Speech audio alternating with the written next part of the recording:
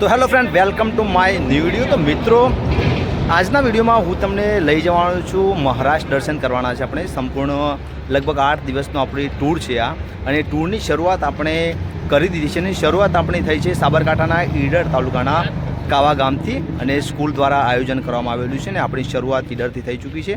અત્યારે આપણે અહીંયા હોલ્ડ કર્યો છે ડીઝલ પુરાવા માટે, અને આખું મહારાષ્ટ્ર દર્શનના તમને નવા વિડીયો આવતા રહેશે। પરંતુ પહેલું આપણું લોકેશન છે સાપુતારા, અને ઈડરથી સાપુતારાની આખી જર્ની હું તમને બતાવીશ। કેવા કયા વચ્ચે લોકેશન આવે છે, સાથે સાથે કયા સ્ટેશન આવે છે, સાથે બસમાં કેવી રીતે કોમ્યુનિકેશન છે, કેટલી સંખ્યા છે, તમામ પ્રકારની માહિતી હું તમને વિડીયોમાં જણાવીશ। તો ચાલો આપણે ઈડરથી સાપુતારાની કે જર્ની તમને બતાવું, અને આ જર્ની આપણે કઈ કઈ હોલ્ડ કરવાની તે પણ આપણે જોઈશું। તો ચલો પહેલાં આપણે બસ જોઈ લઈએ, બસમાં કેવી રીતે કોમ્યુનિકેશન કરેલું છે અને કેટલી સંખ્યા છે તે પણ તમને જણાવું। તો વિડીયોમાં છેલ્લે સુધી જોડાઈને ચેનલ પર નવા છો તો ચેનલને સબસ્ક્રાઈબ કરવાનું ચૂકતા નહીં। તો શરૂ કરીએ આપણા આ વિડીયોની સફરને।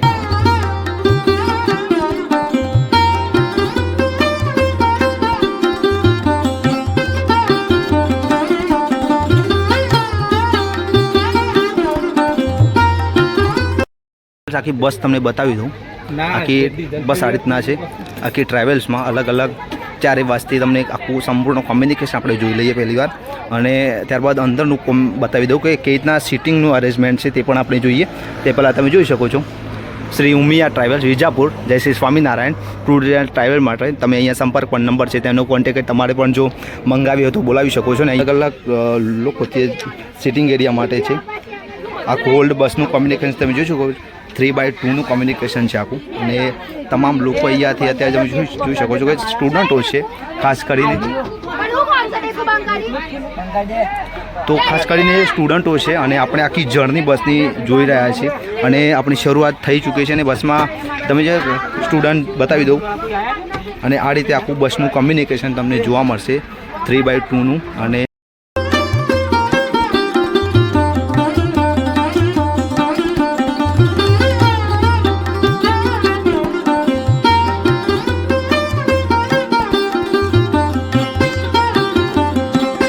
તો સાપુતારાની શરૂઆત કરી દીધી છે જવાની, અને આપણે અત્યારે જઈ રહ્યા છીએ ઈડર શહેર તરફ। અને આ તમે જોઈ શકો છો ઈડર શહેરનો મુખ્ય ગેટ છે, અને ઈડર બાદ હિંમતનગર આવશે। તો આપણે ઈડર શહેરમાં પ્રવેશ મેળવી લીધો। આ વલાસના ઈડર હાઈવે છે મેન। હવે આ બસ સ્ટેન્ડ આવશે, આપણે ઈડરનું બસ સ્ટેન્ડ પણ જોઈ લઈએ, અને ત્યારબાદ આપણે સફર આગળ જોઈ છે। અને ઈડરથી સાપુતારાનું અંતર લગભગ 497 કિલોમીટર જેટલું થાય છે। તો આ સંપૂર્ણ જર્ની હું તમને બતાવીશ।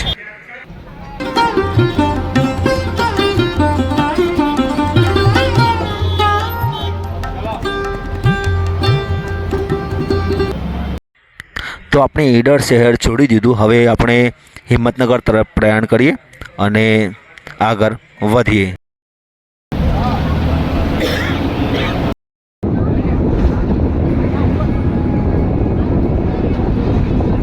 અત્યારે વાગ્યા છે 4:55, અને આપણે અત્યારે હિંમતનગર સુધી પહોંચી ચૂક્યા છે। તારી મારી પાસે જોઈ શકો છો હિંમતનગર સિટી છે, અને હવે બાયપાસ ડાયરેક્ટ નીકળી ગયા છે, અંદર સિટીની અંદર નીકળ્યા, પણ બાયપાસ વાળો રોડ જે કહી શકાય કે મહેતાપુરાવાળા રોડે। અને અત્યારે હિંમતનગર આપણે હોલ્ડ કર્યો છે 5 મિનિટ, હવા ચેક થાય છે, ત્યારબાદ આપણી જર્ની અમદાવાદ તરફ શરૂ થશે। ત્યાં કેટલા આગે પહોંચે અમદાવાદ તે પણ હું તમને વિડીયોમાં જણાવીશ, તો વિડીયો કન્ટિન્યુ રહેજો। તો આ હિંમતનગર શહેર છે, આપણે હિંમતનગર પહોંચી ચૂક્યા। હવે આપણે આગળની જર્ની સ્ટાર્ટ કરીએ।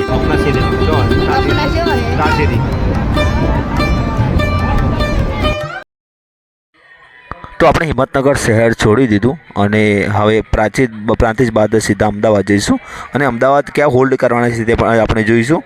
તો કન્ટિન્યુ સફરમાં તમે જોડાયેલા રહો, અને સંપૂર્ણ સાપુતારા સુધીની સફર આપણે બતાવીશું તમને।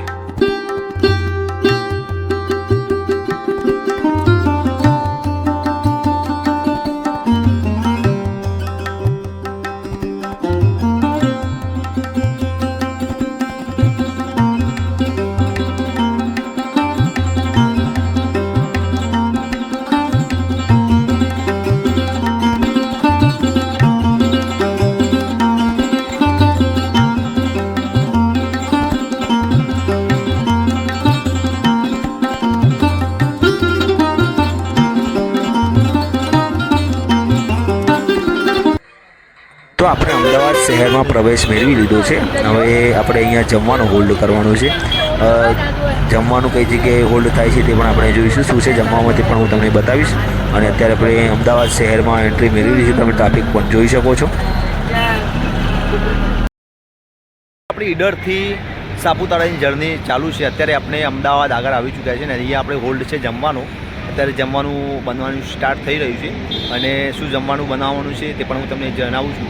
અને આપણે જોઈએ કે આ જમવાનું ચાલુ પણ છે અને ત્યારબાદ ફરીથી આપણી સાપુતારા તરફ જવાની જર્ની સ્ટાર્ટ થશે તે પણ આપણે જોઈએ. રાતના 7:21 થઈ છે એટલે કે જમવાનું સ્ટાર્ટ છે. અહીંયા તમે જોજો હોલ્ડમાં છે જે અમારા જોડે જે સાથીઓ છે તે બધા અત્યારે બેસ્યા છે.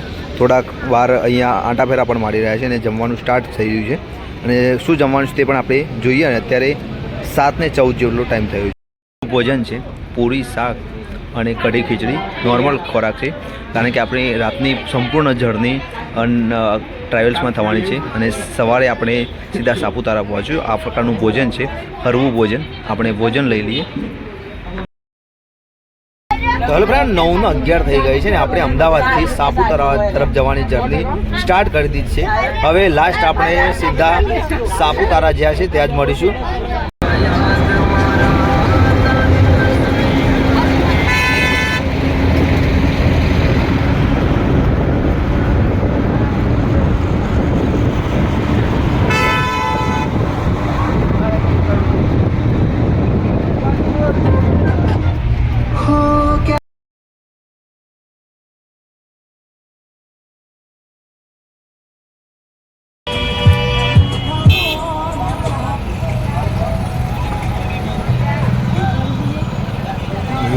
મેટ્રો છે જો મેટ્રો સ્ટેશન દેખાય.